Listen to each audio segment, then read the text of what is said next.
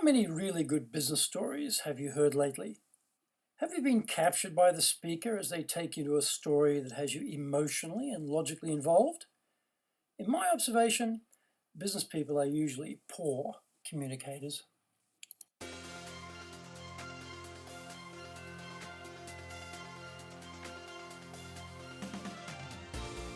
Konnichiwa and welcome to the Leadership Japan series, and I am your host in Tokyo, Dr. Greg Story, resident of Dale Carnegie Training Japan, and much more importantly, you are a student of leadership, highly motivated to be the best in your business field.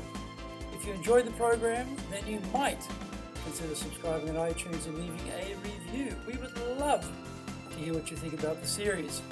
How would you like your own access to 103 years of the accumulated wisdom of Dale Carnegie Training?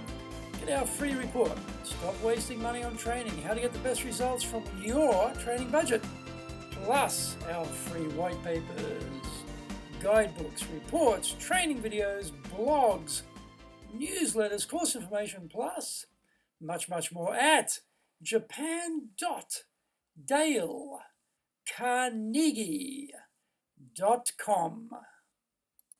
This is episode 88, and today we are talking about business 5-step storytelling. Best intentions, higher callings, righteousness, all good stuff, but without good communication, our efforts fail. Instinctively, we all know storytelling is a great communication tool, but the word itself is a problem. We associate it with bedtime stories, and therefore the idea sounds a bit childish. In the modern era, Hollywood talks about the arc of the story, or in politics, the media punishes the lack of narrative. Actually, this is storytelling, just dressed up in more formal attire. The other problem with storytelling is that we're not very good at it. It seems too simple, so we gravitate to more complex solutions: frameworks, theories, models, 4-box quadrants, pyramids, Venn diagrams, anything to appear more convoluted and pseudo-intelligent. If we present something complex, we must be smart.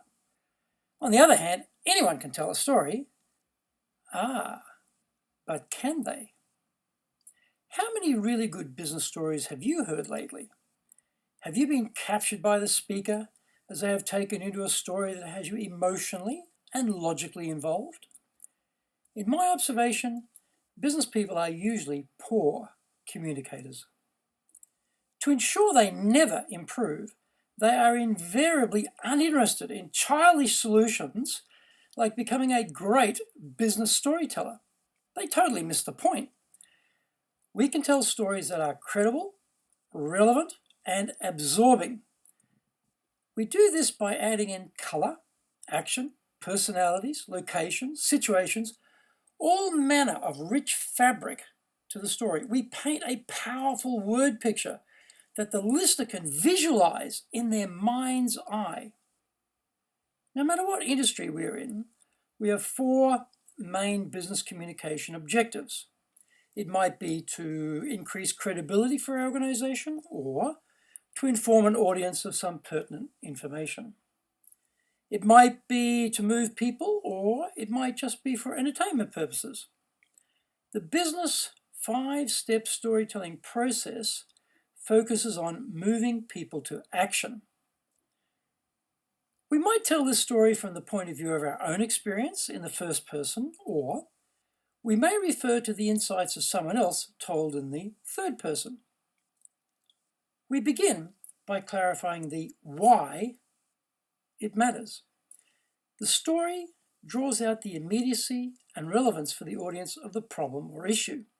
This is a critical step because everyone is surfing through hundreds of emails, Facebook and Twitter posts, LinkedIn updates, Instagram messages, etc. They are dealing with family, work, financial, and health issues. There is a tremendous competition for the mind space of our audience. If we don't have a powerful why to grab attention, game over, right there.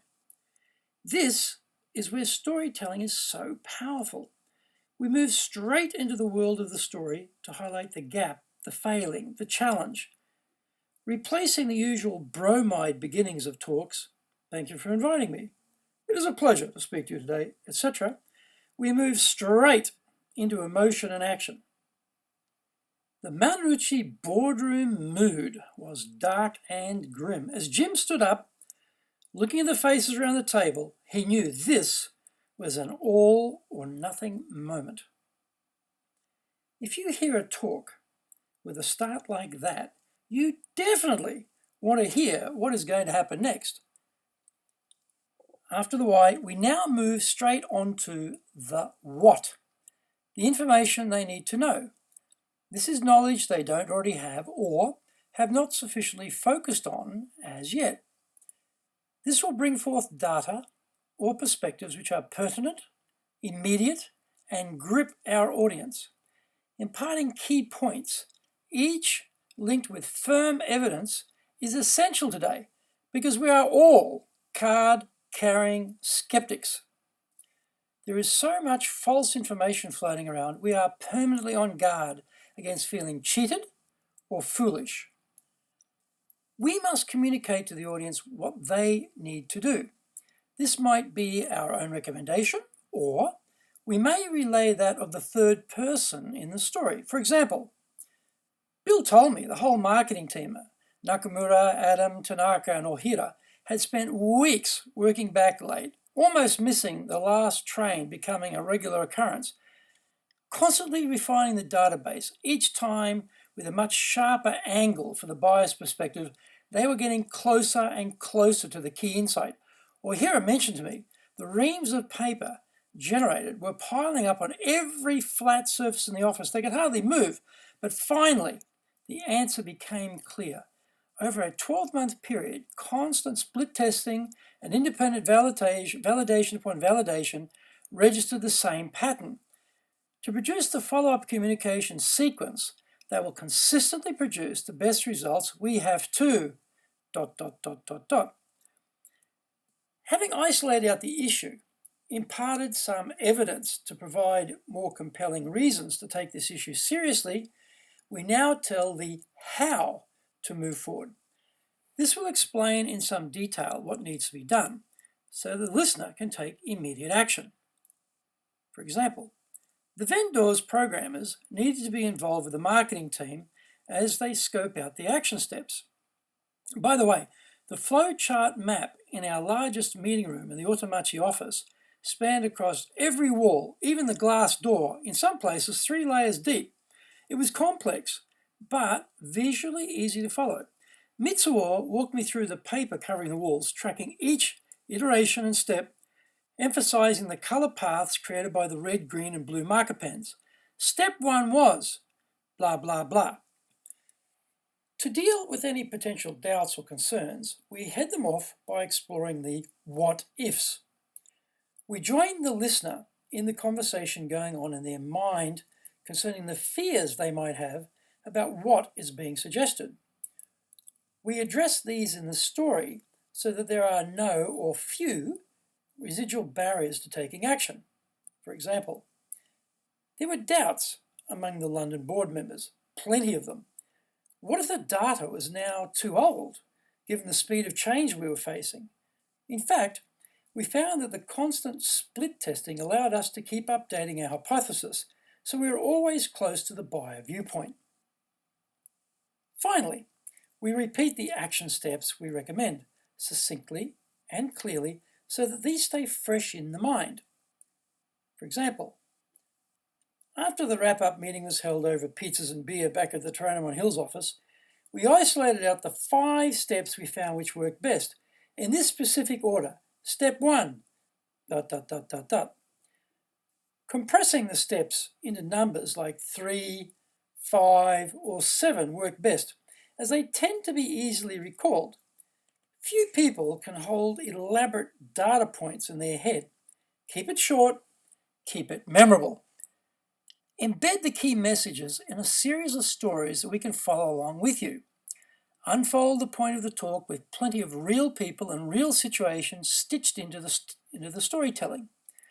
The richer the detail and the more real the story, the easier it will be to take our audience with us. Being dull and boring, like everyone else, is an option, just not a very good one. With a simple storyline embedded into the explanation, we will be so much more memorable and persuasive. Action steps from today. 1. Explain why it matters. 2. Tell the audience what they need to know. 3. Outline how to do it.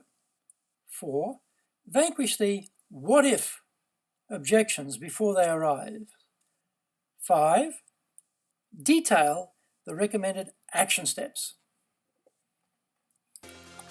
Thank you for joining the Leadership Japan series. If you found the program useful, then you might consider subscribing on iTunes and leaving a review. Remember, to access your Dale Carnegie training free reports, white papers, guidebooks, training videos, blogs, newsletters, course information, plus much more, then go to japan.dalecarnegie.com.